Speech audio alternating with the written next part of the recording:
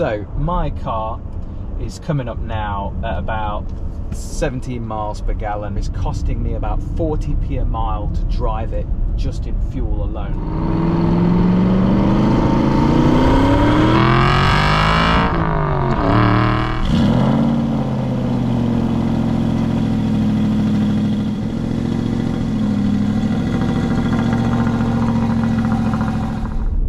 Guys, I thought I'd make a video about my Aston Martin V8 Vantage.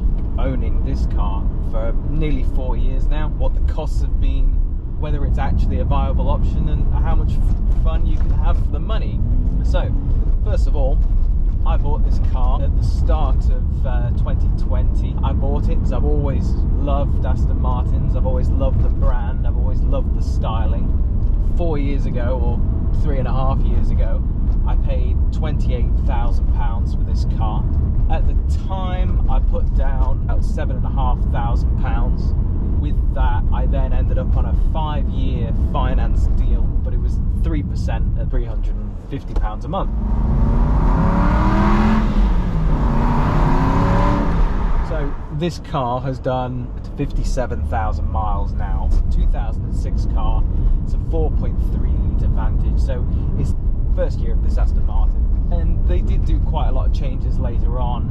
I would have had the 4.7, but I just couldn't afford it. It was the difference between a £28,000 car and a £40,000 car. For me, to be able to get into an Aston Martin was more important than necessarily getting the bigger engine, or there was a few other little things that they changed in the later ones. The waterfall dash changed quite a lot. They had the glass keys and that sort of stuff, but again, they're much later models, and I wanted something that was nice to look at, a beautiful colour. It was a great specification, and to be honest, it's a good driving experience. It's got cruise control and a terrible 2006 Volvo sat-nav in it. It truly is awful, but I have used it on a few occasions, and surprisingly it has managed to get me out of quite a few situations. This model also didn't have Bluetooth audio. You can get rid of the horrible Volvo sat-navs and get them swapped out for Apple CarPlay. There's companies that do that, but it's about £1,000 to do that, and again, I wasn't willing to do £1,000 when I could just have my phone on a mount. So instead I bought a Dention unit, which basically allows me to convert the CD player into a Bluetooth receiver, and then you can swap it back to factory and have the Bluetooth as well at the same time.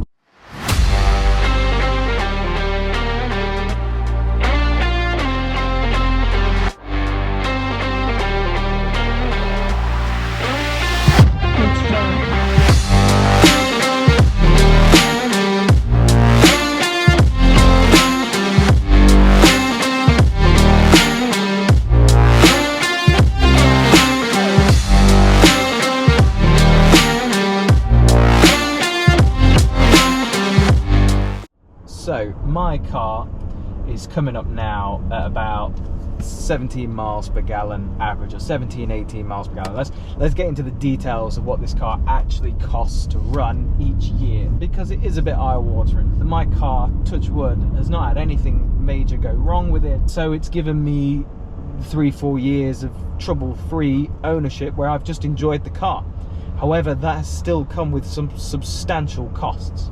At 18 miles to the gallon, you probably now we're probably talking, I only ever fill it with super unleaded fuel.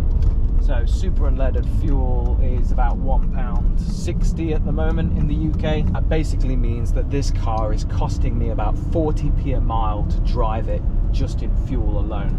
So I've done about 6,000 miles in this car over the course of 3-4 years, which, you know, it's fairly, I'm using it a fair amount, but a lot less recently. But I've done a couple of road trips in it, one the North Coast 500, a few road trips in Wales. I've not actually managed to get onto European roads in this yet. I've not taken it for a Euro trip. That would have been really nice to do. I've just not had the chance. That's been £2,500 over 4 years. The next biggest cost for me has been servicing costs. Servicing costs, I always allocate about £1,000 a year for this car. £1,000 a year gives me a bit of buffer room if there's anything wrong. So the first year I got it serviced at an Aston Martin specialist, which cost me about £800, and they fixed a couple of minor things like the boot switch on the back didn't work and that sort of stuff. And the last couple of years I've been taking it to the Aston Martin dealership, and that's cost me about £900 one of the years. It cost me £850 this year, including pollen filters. Tax for this car, I pay it monthly, but the UK tax for this car is costing me about £660 per year to have this on the road. I do keep it on the road all year round. I could possibly sawn it in winter and maybe halve my tax bill, but to be honest, when there's the occasional dry, sunny November day where it's a little bit warmer, I want to be able to have the chance to drive this car. You basically want to be in the position to be able to enjoy it at a moment's notice in order to justify paying all the money for the car, and it does justify it. That brings the cost of ownership of this car, if you include the tax, the servicing. I haven't included the insurance because that differs person to person. The tax, servicing, fuel has cost me about £6,000 in my ownership. However, this car is not worth the amount of money that I bought it for originally. So I paid £28,000 for this in 2020.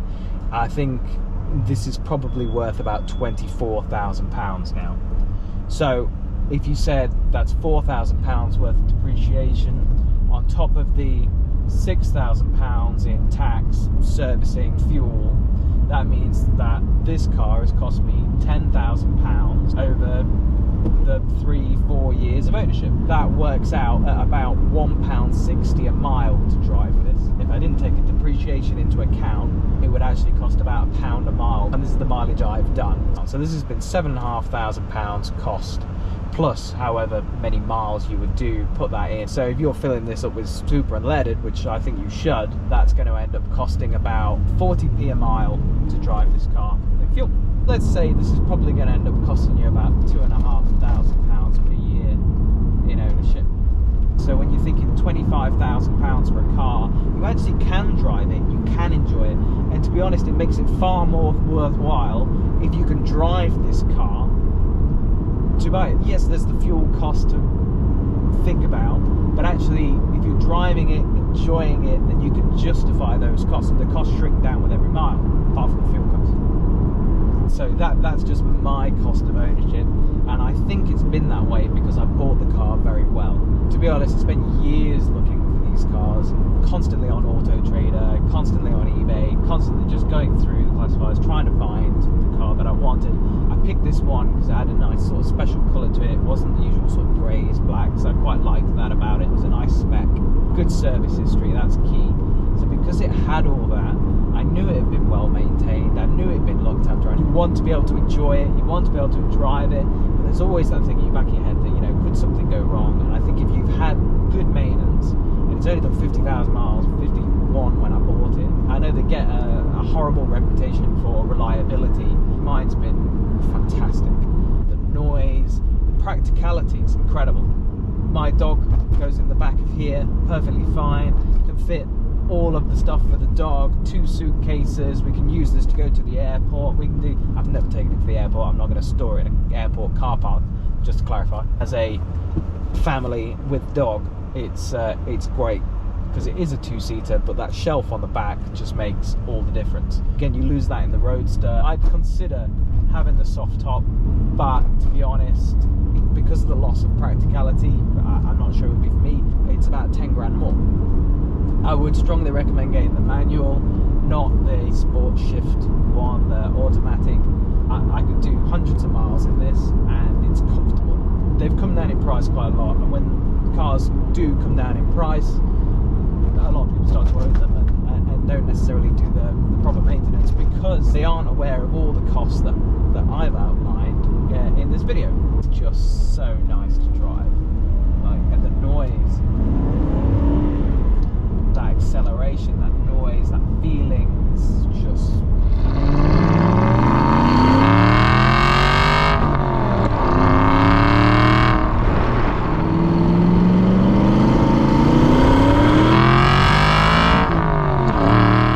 So that was cost update of my Aston Martin V8 Vantage. If you guys enjoyed that, want to see more videos of that, just like, subscribe, let me know in the comments what you might want to see. If there's anything in particular you want to see about this Aston Martin, then just let me know. Also, there is an old Range Rover Sport here if you guys want to know anything about that, or the cost of running a 12-year-old Range Rover with 60,000 miles and dodgy handbrakes and many other issues. But yeah, this is lovely. Buy this. Stay away from this. Buy one of these.